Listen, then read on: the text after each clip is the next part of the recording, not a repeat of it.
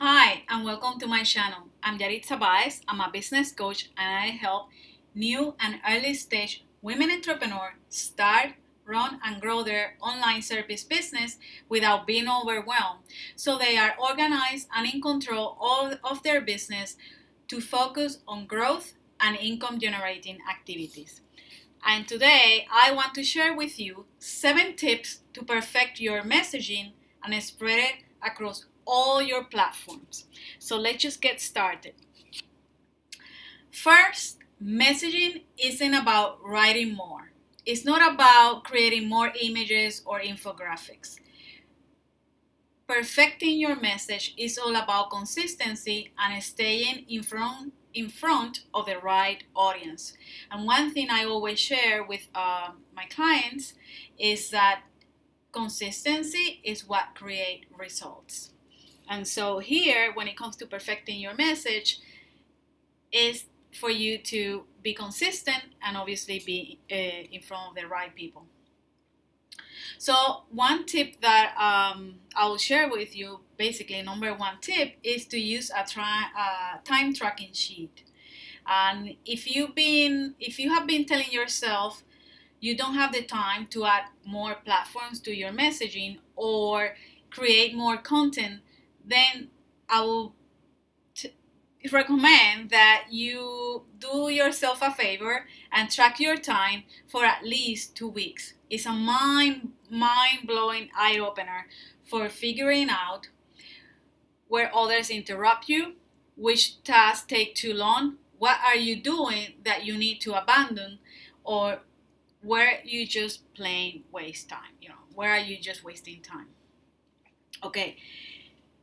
If you're starting out, I know I don't recommend that you be in every single platform that there is, because I want you to master one first. If you choose for that to be Facebook, then put all your time and energy on that one. Once you master that, then you can move on to Instagram, to TikTok, whichever, But nevertheless, I want you to track your time, because sometimes, I have clients that, come to me and say, well, I don't have time for, putting content. Well, I want you to track your, I always say, track your time and see how are you spending your time. And that's an exercise that I also done myself. And it's obviously, it will surprise you, the results. Why is so important to track your time? Well, tracking your time helps you to see exactly how much money you're making or losing, and losing. So that is, when it comes to that, I think it's very important to know whether we're making money, how much we're making, or how much we're losing. And so this can do more to help you narrow your focus and concentrate on your messaging than all the articles or books in the world. To get down to business, you really need to know, how much you're making, how much you're losing. And you can read all the books, but that's not going to give you the answer. So to track your time, well, there are tons of tools out there for you for tracking time. But one I will recommend is Toggle. You could, if you use a Google, you could put it on add it to your extension, like it comes for your Google extension, and you can have it, and every time, you could set a social media time, and then you will time yourself there. It's really easy to use, and that is one of the reasons I like to recommend that. Tip number 2, schedule and plan content creation time. Building in a block of time every day for content creation, no matter how small a block, is another powerful way to get from A to B.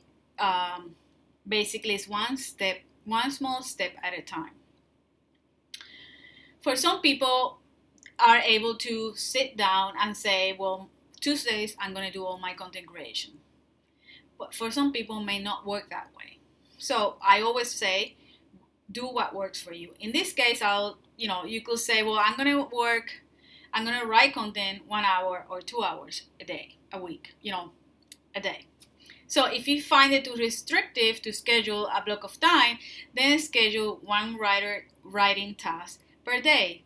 Just enough to maybe perhaps write one post, create an infographic, or for Instagram, or just plain work on refining your message, which is so important because you, along the way, as you evolve and as you grow, you will have to tweak your message.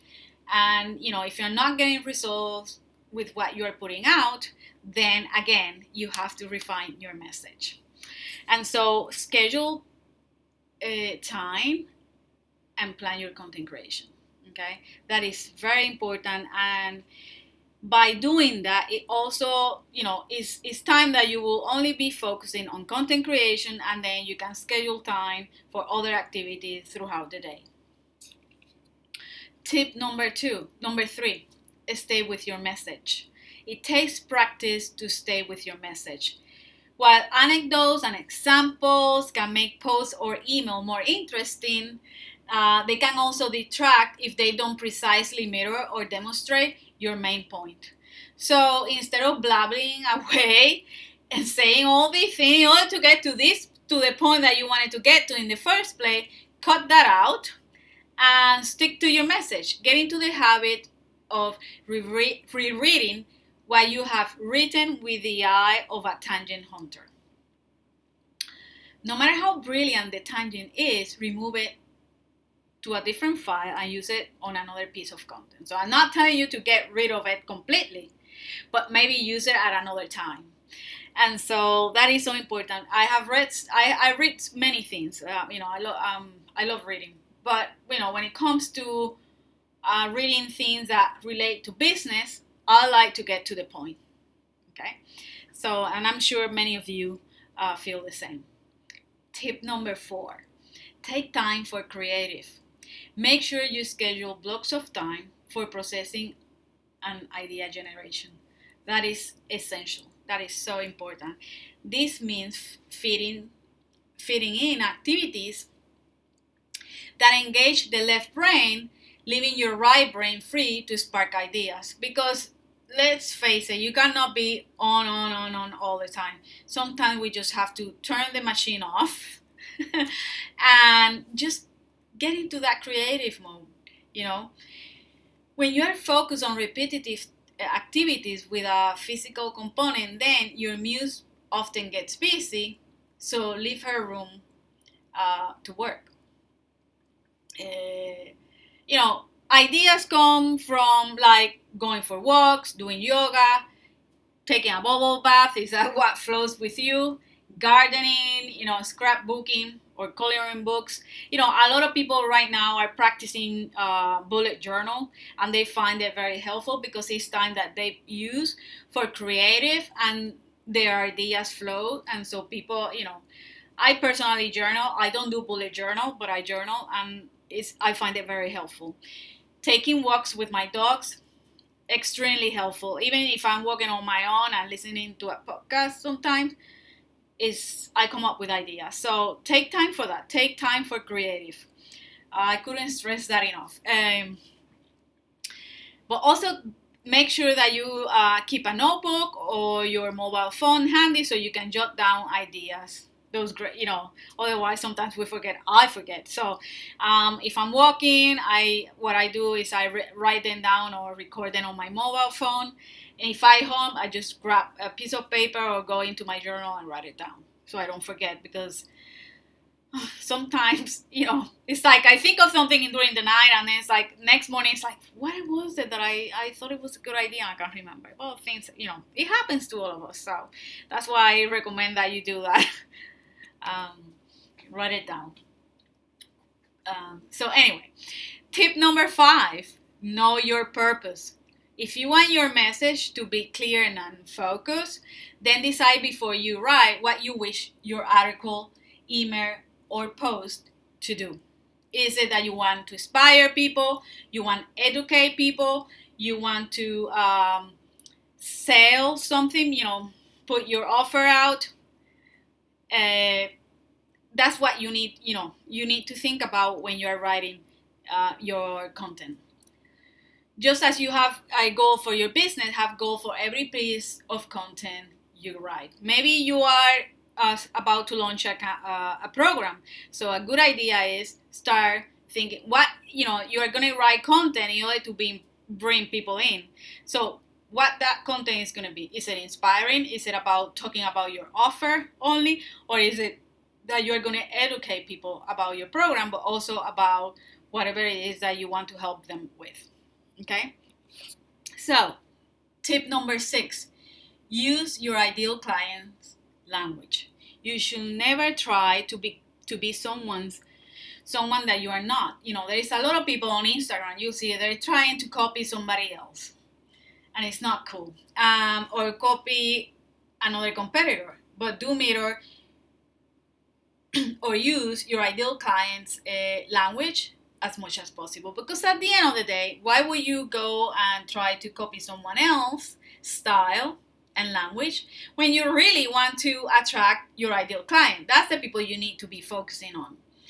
So take note of clues like language that is incredibly formal or incredibly informal. Mirroring your perfect client language is more subtle and powerful than just using the same swear words. Okay? There's different style. You have to find out. You need to get to know your ideal client. That's why it's so important that you have like a client avatar, that you get to talk to people who is your ideal client, so you get an idea of how they, what type of language it is that they like. People I work with, they like straight to the point, they like to be talked direct, and and that is what I try to aim for. But everybody's different, okay? And your ideal client may not be the same to my or your or someone that you are following and you want to copy. Also, look at the overall style. Does your ideal client speak in short, clip sentences and get to the point straight away? Or does she talk about her inner intuitions and use metaphors and imagery? There is people for everything. There is a jack for every drill. To me, if you start talking about inner intuitions, metaphor, imagery, that's not me. You're not going to attract me with that. I like straight to the point, cut the BS, and let's get to business. That's what, if someone is trying to to work with me, to sell me something, that is what I'm probably going to go for. So what power words she used? What is power to her? Again, you have to find those things about your ideal client. Are there words that turn her right off or him off? For example, some clients hate the word tools when you are talking about resources and apps because it sounds too aggressive and masculine. Others like the directness. I like, I use the word tools because to me that's it's what they are, and I think is what people understand. I like simple words, simple things that, vocabulary that everybody more or less can understand. Pay attention to the words your ideal client uses when editing. Substitute some of these in your own copy. Okay. And the last one, tip number 7, repurpose and recycle your best content. Take your best content and put it into other formats. For example, turn a webinar replay into slides or a transcript. Take your top 12 articles and turn them into a book. Break down your, break your book down and turn it into blog articles and so on. I have shared, I think in a previous video about 6 ways to repurpose your content. Basically, what you are doing this is not just to avoid reinventing the wheel and save time, but also because this is a proven content that they generate interest and respond. So obviously what works, if you have pieces of content that are giving you the results that you want, then you are going to reuse that same content, and because it works, so you double down on that. And this is why the whole idea of repurposing your content, not only just to save you time and and not having to be creating and become a creating machine. So repurposing, it helps you reach new segments of your ideal audience, and reinforce your message to those who already appreciate it.